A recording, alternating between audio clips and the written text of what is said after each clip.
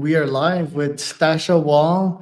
Tasha is executive director at Wahl Groups. I had her husband, Eric Wahl, on not so long ago. Very impressive guy.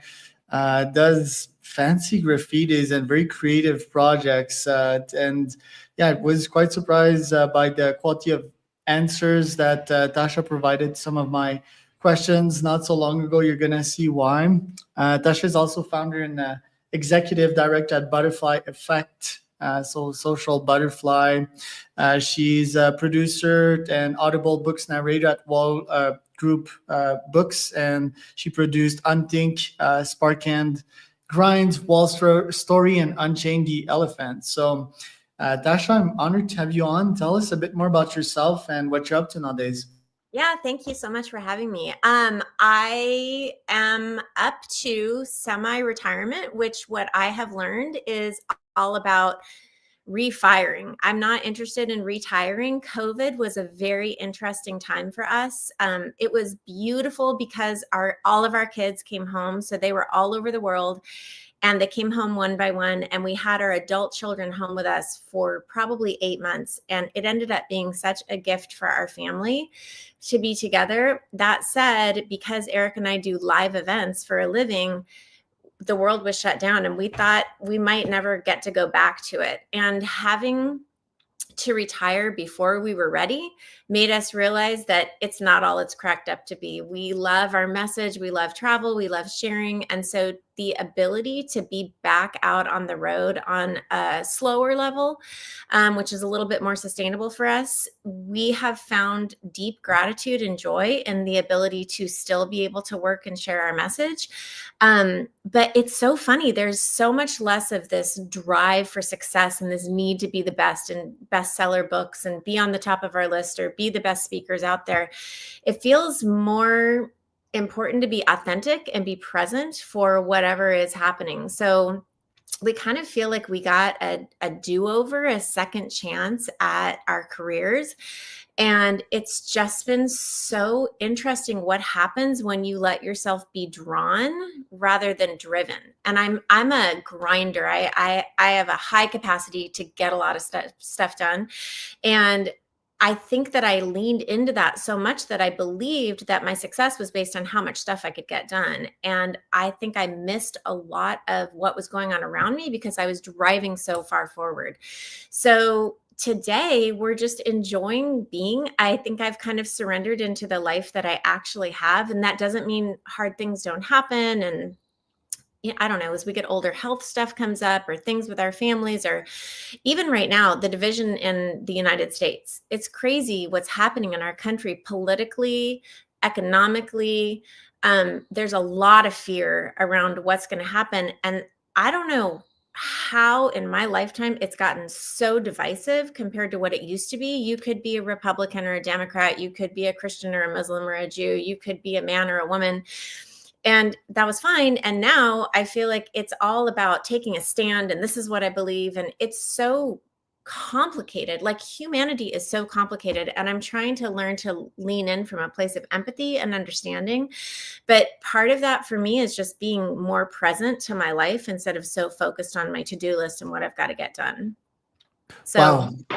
Yeah, that's great. Let's double click on the division topic. Like, yeah, easy reasons, right? I think Trump as a leader for sure, but also woke. I think was woke people kind of, and I mean, there's woke people don't exist, but there's woke parts in people, right? And I think mhm, that's gotten a bit too far. But I think we just throw the baby in the bathwater, right? With like the diversity thing, and because that was good. It was like, okay, we're part of a large pie with various characteristics, right? That was right. like the inclusion thing. That's good. It's also good to have an opinion on things, an educated opinion, right? Like this is in percentage true. This is also percentage true. I stand 64% for that. That's my opinion, right? But I Mm, think, yeah, as of late, we've sort of came back to the dark ages, mostly testosterone ages, which is like, this is me, I'm black or white, and there's no gray in the middle. So do you feel some of these things are true? Why do you think America has became so divisive? Yeah, it's unfortunate. I think that part of it is social media, part of it is the news, part of it is just this clickbait. Like, it needs to be super exciting to get our attention anymore. And we have such short attention spans, and also algorithms. I mean, if somebody is leaning in one direction and they're on their computer or on the news a lot and they're watching something, you're going to be fed the same story over and over, and it's just going to perpetuate what you actually believe. So I think a lot of that is just education. I think a lot of people that I know that are more black and white are not as educated about what's happening to them. And so I have found for me that I try and just ask a lot of questions. And I need to know before I even start the conversation, say that I want to have a conversation with someone that voted differently from me. And I am feeling my emotions about it. I'm feeling angry because of certain things that are happening, and I want to address that. But before I even start the conversation, I need to know what the outcome is. Do I actually want to get to know what the other person thinks and what drew them there? Or do I want to talk them into having my opinion and believing what I believe? And I've had those conversations and they just don't go anywhere because we're just going like this. The other person also wants me to believe. So the only way that I have found to overcome that is to actually be very interested in, that's so interesting that you voted for Trump. Tell me a little bit about why you did that. What are the things behind that? What do you think about the tariffs and the deportation? What do you think about him pulling out of Paris and the climate crisis? And then I'm learning from them, what they're watching and listening to and reading, but emotionally, what were they so afraid of that made them want to lean in that direction? And I think that really is the case for any issue that we want to bring up. I'm very interested in why somebody has the opinion that they have. We could do this with anything, any woke conversation. I really want to understand how they got there. I don't really care what it is that they believe as much as I care about why they believe it. And if I can understand how they got there, I think I have a better understanding of who they are, and also a better chance to open my mind to what I still need to learn to have empathy for them. That's a great approach. I would also summarize it that way, just that, again, to bring it back to politics, like how people think a debate needs to happen. Their conception is like the political debate on TV, right? Where people sort of diss each other. You Right. didn't do this, you didn't do that. It's all negative, right? So Mhm. when you try to talk with people, that's the conception, that's their notion of how a conversation should go. Yeah. And that is not productive for any party, right? Like, no one wants to be convinced or influenced or manipulated by the other party, which makes it very difficult to come to a productive conclusion. But yet, I think you nailed it. For example, woke people, it's just people that, well, most of them, it's people that have been wronged, that been laughed out of the room, that felt like aliens their full life, and now they just want to fight for that, but they overdo it, right? Because emotions take us in Right. some very lefty direction. And for Trump supporters, I believe most of them, it's for economy reason. Mhm. They're frustrated that in the past few years, and that's the reality, most of people that didn't make money back then, it's not the government's fault. Most of them, it's their own fault. Business is really, really complicated. It's a hustle, right? But they think that Trump's gonna bring them out of that. What have you seen from the terrorist perspective? Do you think that it's been it's going to be a long-term play that's going to eventually pan out, or is it destruction at a very large scale? It's a great question. And honestly, I don't know. I think that I come on when I really ask those questions to people that know far more than I do about it and can look back into history about what this actually is and why we are having tariffs. It makes me understand how uneducated I am about how the system works, but also in this new age of AI and the law of singularity and how quickly things are changing, I don't think anyone knows how to play this game. There's no economic blueprint that we can follow. We've never had COVID where we just printed money and made it available to people. I think it's created this really unique situation where we've never really done this before. So I don't know what's going to happen. I think that fear, there is an acronym that we use on stage. It's false evidence appearing real. So I feel this fear about what's going to happen because of these tariffs. And I recognize I'm just afraid of the unknown. I'm future tripping, right? I don't have any idea what's going to happen. And I'm wasting a lot of energy being worried about something that I don't actually understand. So I, can educate myself. I can talk to people who do understand it, but I can also not allow that to dysregulate me as a person, as a speaker, as a writer. I love when I recognize, ooh, that's not my work. What is my work today? My work is not like, I don't know. I'm not an economist. I don't have a history with this. I think that my work is to maybe listen to people. So one of the things that I stand for and I feel really strongly about is restorative love, which is the concept that I believe in the best in people. So when you were talking about these people that we're calling woke, they have been hurt and they're having an emotional response. So restorative love versus retributive love is you did this is the consequence, this is what's going to happen to you. Restorative love is I want to understand what it is that put you in this position in the first place, and I want to believe the best in you. And I'm going to believe the best in you until you can be that person. And so my job every day for me is not to necessarily understand the tariffs. It's to not be afraid of it, because I freeze if I get afraid, to be open and educated, but also is to be restorative to the people that I hear talking about it in fear and say, what are you afraid of? Like, I'm really interested in that. And then how is that serving you to be afraid? And I don't know that fear serves any of us well. We like tighten up, we stop wanting to do things. I have really noticed this fear keeps people isolated. Yeah, They it don't want paralyzes them. It paralyzes the to, economy.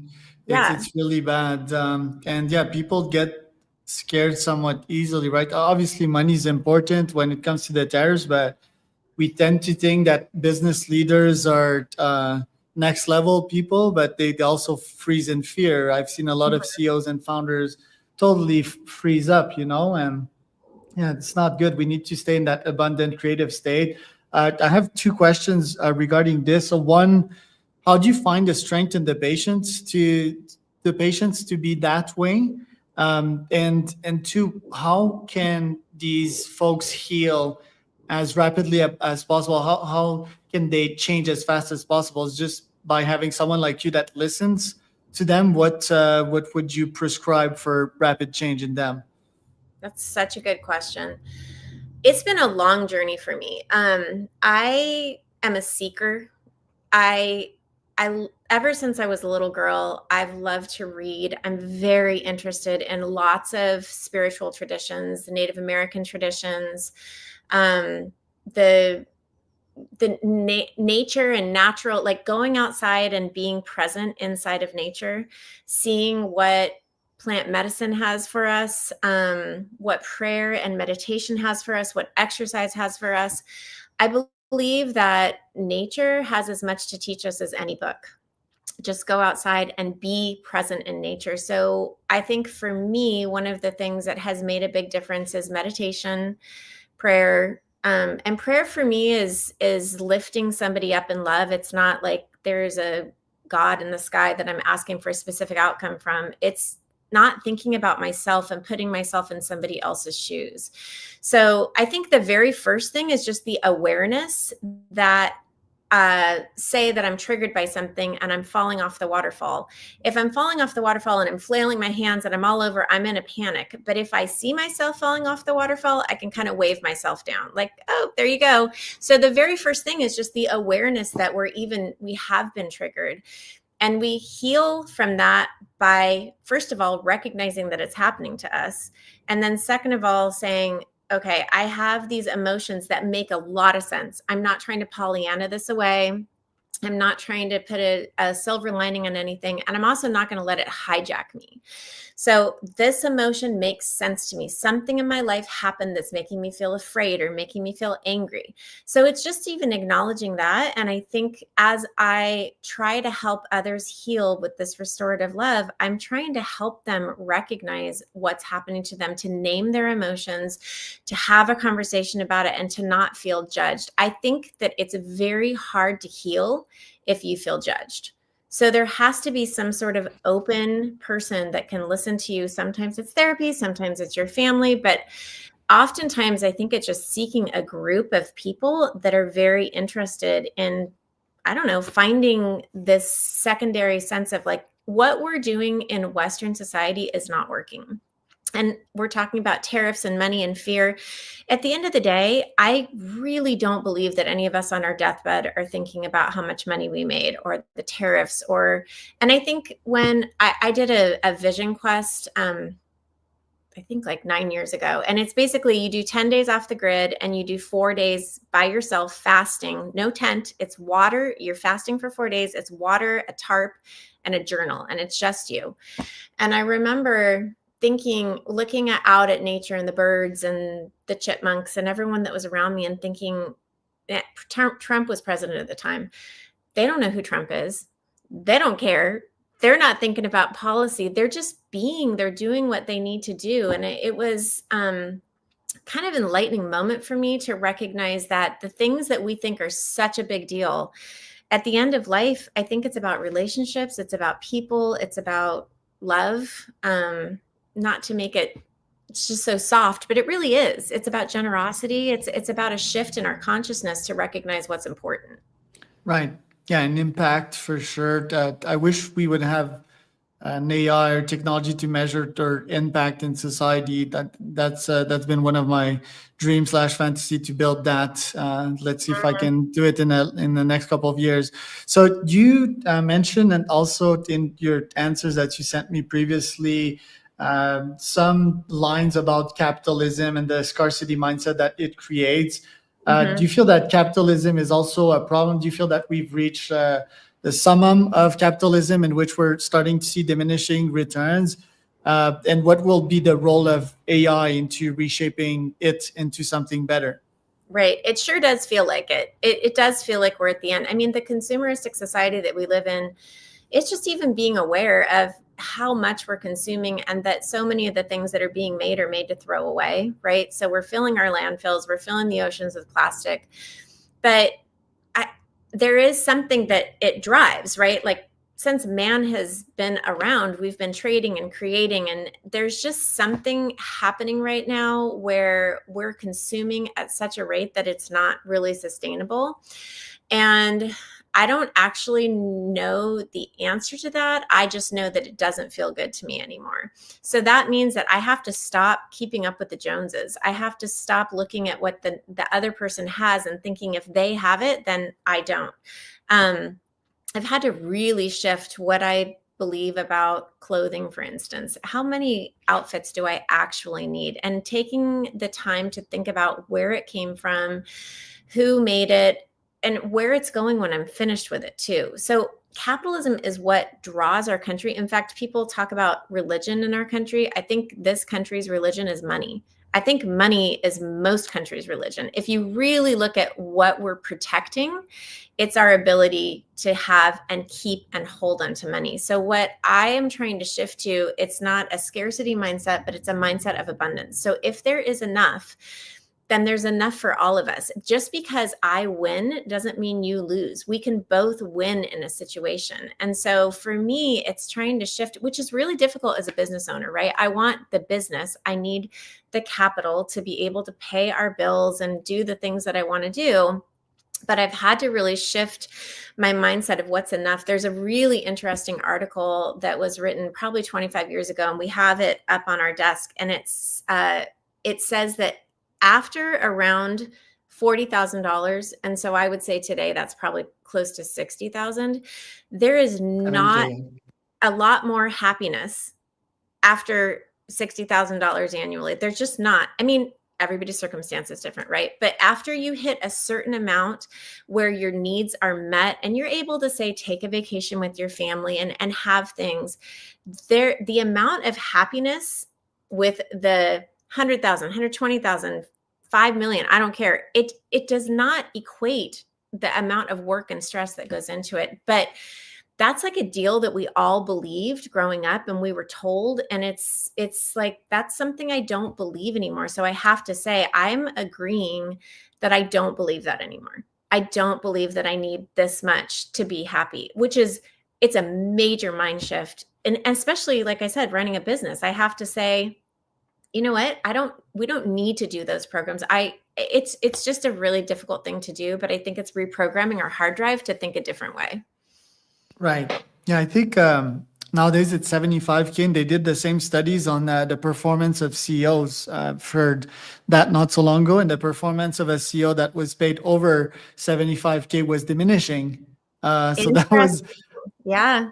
that was quite striking to me. It's like, that's very interesting. Do we start to also pull back on our efforts, overindulge in luxury, engage on a hedonic treadmill? I mean, you and Eric, you've been around a lot of rich people, right? With the philanthropy that you're doing. What behaviors have you seen in that realm? And do you feel that most people with a lot of money, do you think that they're engaging in diminishing returns and over consuming, or some of them, a good percentage of them, are still giving back and living in full abundance? Yeah, I think it's so dependent on the person and what they were brought up with. I think that a lot of it, again, is education. It depends on, so often if they were brought up to give, then they continue to give. I think one of the reasons that I founded Butterfly Effect is because I realized how few people have the idea of tithing or just this giving of 10%. And it's really from the time I was 7 and I could make money, we had to give 10% away and 25% went into savings. So like if I don't know, babysat and I made $10, I knew I was going to get 7 of those dollars. Like that's all, or $6.50. That's what I was getting. And so it was very early for me. And I've tried to teach that to our boys too. And they all are amazing at their 10%. If I have $100, do I really need that $100? I'd love to keep 90 of it, even 80 of it. But if I give 20 or 10 to someone that needs it more than I do, the return on investment for me over time, I can't even put words to how good that feels to be able to do that. It just feels like the right thing to do. And I think when we're around people of wealth, a lot of it just depends on what sort of an education they've had around giving. So I'm passionate about sharing with people or giving somebody the opportunity to give. It just changes the way that they think and they see things. But a lot of times, again, it's asking those questions to them and asking why. A lot of people I know just don't give, but I think it's because they haven't had the opportunity to give and see the good that it does. I don't necessarily feel like if I look at my wealthy friends that they don't give or they do give. I think it just really depends on the person. It is very interesting. If they've traveled outside of the country, they tend to be more generous. Interesting. Yeah, more open-minded. Yeah. So do you feel also that money can be a huge leverage? What is the best way to maximize your impact out there? Because we've also seen people that not only invest money, but actually build impact, right? Like all these great social startups out there. So say that I want to impact the world in its greatest form. Shouldn't I make very vast amounts of money while building my social startup? I think that's an option. Again, that would fall back under, is that your work? Is that something that lights you up and what you're passionate about? We do need money to do good in the world, but we also need people with talent and we also need people with time. I think it's as important to give 10% of your time and 10% of your talents as it is to give 10% of your resources. So I don't know. Some people are just really great at making money and that's just what they do. And if they are really good at making money, sometimes that's the most impactful thing that they can do. And to find somebody else that is passionate and has a project that they believe in and then give to that. But sometimes, I mean, in my experience, a lot of the people that are running these amazing social groups that are trying to make change, they don't have the resources. So I just feel like it takes a village. I think that money is a leverage, but I don't think it's the only leverage. Oftentimes for me, I really love to support an organization that is doing the work that I just don't have the time or the understanding or the knowledge to do. Right. Last but not least, do you believe in effective altruism? We've seen Sam Bankman sort of tarnish that movement, but is it Uh, really efficient to sacrifice somewhat your values in the name of making money that you can eventually give back, or are you just corrupting the full thing from the roots? Honestly, the idea of effective altruism, I was so into it when it first came out. I just loved the concept of it and thought, gosh, this makes so much sense to me.